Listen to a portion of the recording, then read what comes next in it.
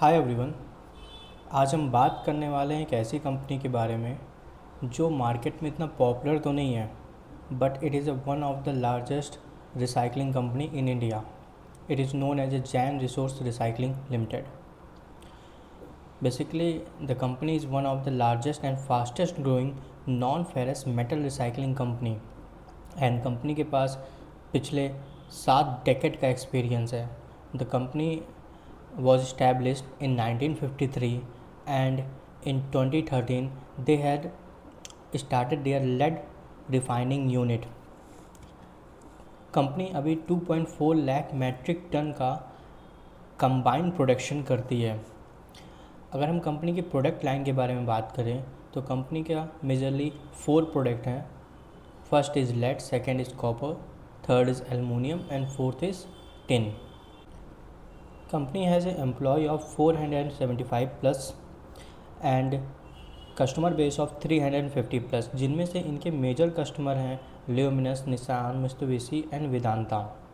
Company का अभी currently में 5 रिसाइकलिंग प्लांट है। कंपनी अपने प्रोडक्ट 20 प्लस कंट्रीज़ में एक्सपोर्ट करती है, और इस कंपनी का एक यूनिक बात ये भी है कि ये कंपनी 120 प्लस कंट्रीज़ से अपने रॉ मटेरियल सोर्स करती है। कंपनी के रेवेन्यू के बारे में अगर बात करें तो कंपनी का रेवेन्यू 46% CAGR से ग्रो कर रहा है, और कंपनी का पैट 56% CAGR से ग्रो कर रहा है। कंपनी की क्रेडिट रेटिंग भी काफ़ी स्टेबल है। लाइक क्रिसिल ने उसे A+ का रेटिंग दिया है, which is very stable. Jain resource के पास एक और यूनिक फैक्टर है कि जैन रिसोर्स के जो प्रोडक्ट है मेनली लेड इनगोट्स, वो लंदन मेटल एक्सचेंज पे लिस्टेड है। इंडिया में ऐसी 2 ही कंपनी हैं जिनके प्रोडक्ट लंदन मेटल एक्सचेंज पे लिस्टेड है, और जैन रिसोर्स उनमें से एक है। So now we will talk about the product portfolio of the company. Basically हम यहाँ पे ये बात करेंगे company as a raw material क्या परचेज करती है, और एज ए फिनिश्ड गुड वो क्या कस्टमर को सेल करती है। अगर हम कॉपर की बात करें तो basically company copper wire, copper scrap और जो मोटर में कॉपर होता है उन सब चीज़ों को परचेज करती है, और एज ए फिनिश्ड गुड वो कॉपर बेलेट्स, कॉपर इंगोट्स और फिनिश्ड गुड बना के अपने कस्टमर को सेल करती है। सेम चीज़ कंपनी लेड में भी करती है। लेड में वो बैटरी पैलेट्स, रेडियो, ये सारे चीज़ें परचेज करती है एज ए रॉ मटेरियल, और फाइनल गुड वो लेड इनगोट्स, रिफाइंड लेड इनगोट्स, ये सारी चीज़ें बना के वो अपने कस्टमर को सेल करती है। एंड एलुमिनियम में भी सेम चीज़ कंपनी करती है। जैन रिसोर्स में ये बिज़नेस अभी रिसेंटली स्टार्ट हुआ है, और ये धीरे धीरे अभी ग्रो कर रहा है। कंपनी का कहना ये है कि जैसे लेड रिफाइनिंग में जब वो रॉ मटेरियल परचेज़ करते हैं, बैटरी हो गया, रेडियो हो गया, इसमें प्लास्टिक कंपोनेंट्स भी होते हैं। तो ऐसे जितने भी प्रोसेस हैं, कॉपर जब वो परचेज़ करते हैं उसमें भी प्लास्टिक कंपोनेंट होते हैं कॉपर वायर में। तो बेसिकली ये जो प्लास्टिक कंटेंट होते हैं उनको वो रिफ़ाइन करके PVC ग्रेन्यूल बना रहे हैं, और उस चीज़ को एप्लीकेशन कहाँ कहाँ होता है, उस चीज़ में फुटवेयर्स में उसको यूज़ कर सकते हैं, पाइप बनाने में यूज़ कर सकते हैं, टेक्सटाइल या फर्नीचर्स में यूज़ कर सकते हैं। बेसिकली कंपनी कह रही है कि जो उनके रेसिड्यूल्स हैं, प्लास्टिक रेसिड्यूल्स, उसको यूज़ करके वो PVC ग्रैन्यूल्स बना रहे हैं, और इन फ्यूचर में कंपनी का प्लान ये है कि धीरे धीरे इस प्लास्टिक रिसाइकलिंग को बेसिकली वो ग्रो करेंगे, और बाहर से भी रॉ मटेरियल ख़रीदेंगे जो वो रिसाइकिल करके फिनिश गुड में कन्वर्ट कर सकें। Now we will talk about the market data of a Jain resource recycling limited. Company का जो करंट प्राइस है वो 344 रुपीज़ है। कंपनी का मार्केट कैप 11,871 करोड़ रुपीज़ है। कंपनी करेंटली 33.7 PE पे ट्रेड हो रहा है। कंपनी का price to book value ratio 7.6x है। कंपनी का बुक वैल्यू 45.2 रुपीज़ पर शेयर है। अगर हम कंपनी की रिटर्न ऑन इक्विटी के बारे में बात करें, that is 30.8%, and return on capital employed is 25.5%। Debt to equity ratio is 0.82x, and company का नेट प्रॉफिट मार्जिन जो है वो 3.69% है।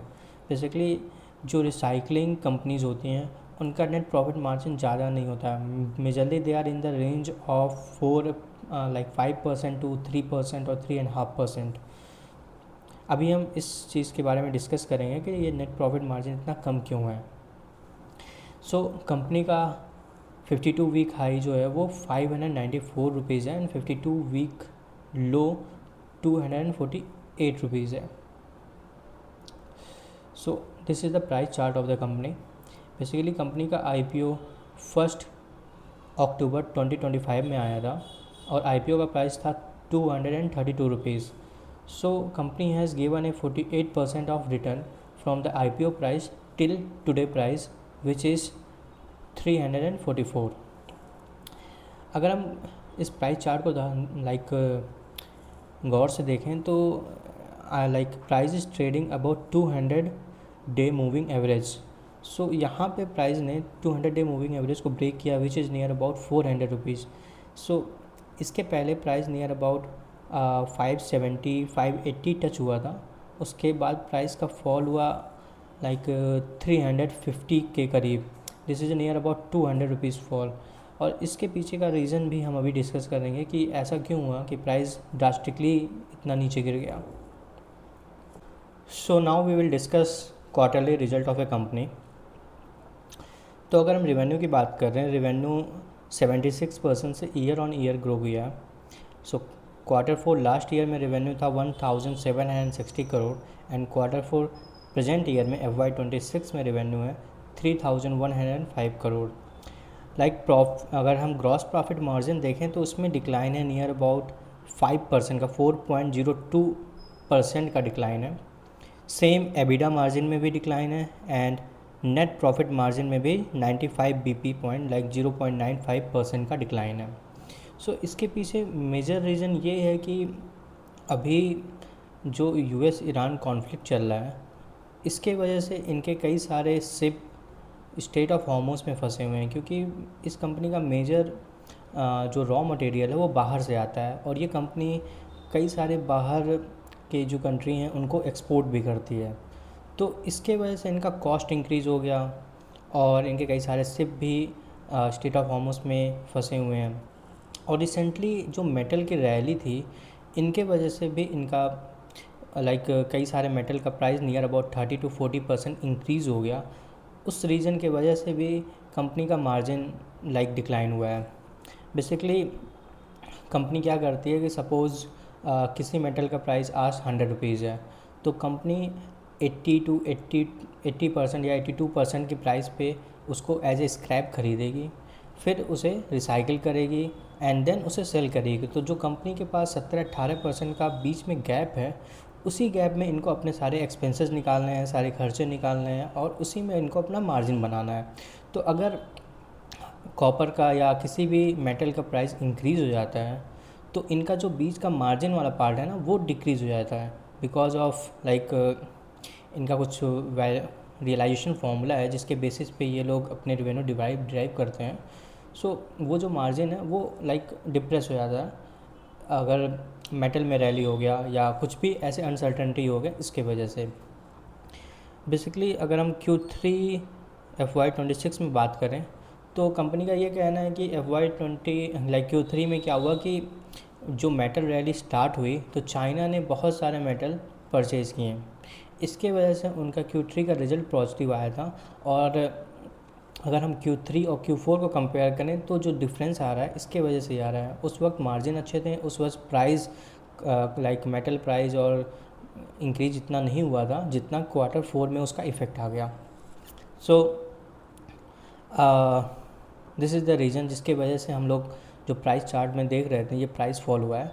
इस रीज़न के वजह से ही ये प्राइस 560 से लेके 350 रुपीज़ पे आ गया। ठीक है, अब हम बात कर लेते हैं LME क्या होता है, London metal exchange. Basically London metal exchange एक ग्लोबल बेंचमार्क है जो डिराइव करता है कई सारे मेटल कॉपर, एल्युमिनियम, जिंक, इन सब के प्राइस को। और जितने भी ये रिसाइकलिंग प्लांट या रिसाइकलिंग यूनिट है इसको इन जो लंदन मेटल एक्सचेंज से प्राइस डिराइव होता है उसको एज ए सीलिंग प्राइस मांगते हैं। सपोज़ लंदन मेटल एक्सचेंज ने कॉपर का 100 रुपीज़ या 200 रुपीज़ प्राइस रखा, so that 200 rupees will act as a ceiling price. उस सीलिंग के नीचे लाइक रिसाइकलिंग यूनिट को काम करना होता है. So this is the yearly earning of a company. Company का रिवेन्यू अगर हम देखें तो 44.53% मार्च 24 में एंड 60% मार्च 25 एंड 33.92% मार्च 26 में ग्रो किया है. अगर हम रेवेन्यू लाइक एनालाइज करें तो ये जो मार्च 2026 का रेवेन्यू ग्रोथ है वो कंपेयर टू लास्ट ईयर या उसके भी लास्ट ईयर से कम है. रीज़न वही है same, because of conflict and rising cost and everything. So अगर हम कंपनी के ऑपरेटिंग प्रॉफिट मार्जिन की बात करें तो ऑपरेटिंग प्रॉफिट मार्जिन कंपनी का इस ईयर इम्प्रूव हुआ है, 6% का हुआ है. सो कंपनी का नेट प्रॉफिट मार्जिन भी धीरे धीरे इम्प्रूव हो रहा है. 3% से कंपनी अपने नेट प्रॉफिट मार्जिन लाइक 4.94% तक पहुंच गई है. सो ओवरऑल कंपनी का जो ग्रोथ है वो धीरे धीरे स्टेबल हो रहा है. सो जैसे ही ये war like US Iran conflict और ये ग्लोबल टेंशन ख़त्म होगा और मेटल का प्राइस भी कूल डाउन होगा, कंपनी की अर्निंग की वॉलेटिलिटी जो है वो कम हो जाएगी और रिवेन्यू और प्रॉफिट मार्जिन्स भी कंपनी के इतने वॉलेटाइल नहीं होंगे. So now we will discuss revenue split and raw material sourcing of a company. तो कंपनी का मेजर रिवेन्यू जो आ रहा है वो एक्सपोर्ट से आ रहा है 62% एंड डोमेस्टिक मार्केट से 38% का रिवेन्यू आ रहा है. अगर हम कंट्री वाइज बात करें तो इंडिया से 37% का रिवेन्यू आ रहा है, सिंगापुर से 28% का एंड चाइना से 26% का. जो कंपनी के टॉप 5 कस्टमर्स हैं वो रिवेन्यू का 40.6% कंट्रीब्यूट कर रहे हैं एंड टॉप 10 कस्टमर 51.6% रिवेन्यू का कंट्रीब्यूट कर रहे हैं. अगर हम रॉ मटेरियल सोर्सिंग की बात करें तो कंपनी का जो मेजर रॉ मटेरियल आ रहा है वो बाहर से आ रहा है 61% एंड डोमेस्टिक मार्केट से 39% का रॉ मटेरियल कंपनी ले रही है. जो कंपनी के टॉप 5 सप्लायर्स हैं वो कंपनी को like 42.6% revenue like raw material दे रहे हैं और टॉप 10 सप्लायर 49.5% का रॉ मटेरियल कंपनी को दे रहे हैं.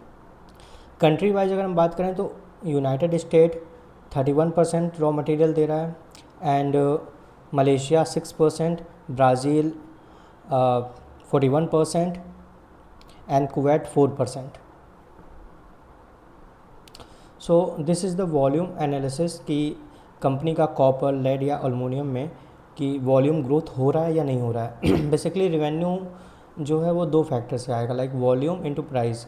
अगर वॉल्यूम ग्रोथ नहीं हो रहा है बट प्राइस ग्रोथ हो रहा है तब भी हम लोग प्रॉफिट लॉस अकाउंट में देखेंगे रिवेन्यू बढ़ रहा है, बट वो सस्टेनेबल नहीं है क्योंकि प्राइस वॉलेटाइल होता है. जैसे अभी रिसेंटली Q4 में प्राइस काफ़ी ऊपर चला गया, बट अगर कंपनी वॉल्यूम के साथ प्राइस दोनों इंक्रीज़ हो रहा है दैन दैट इज़ सस्टेनेबल और ये कंपनी के लॉन्ग टर्म ग्रोथ के लिए काफ़ी लाइक वैल्यूएबल है.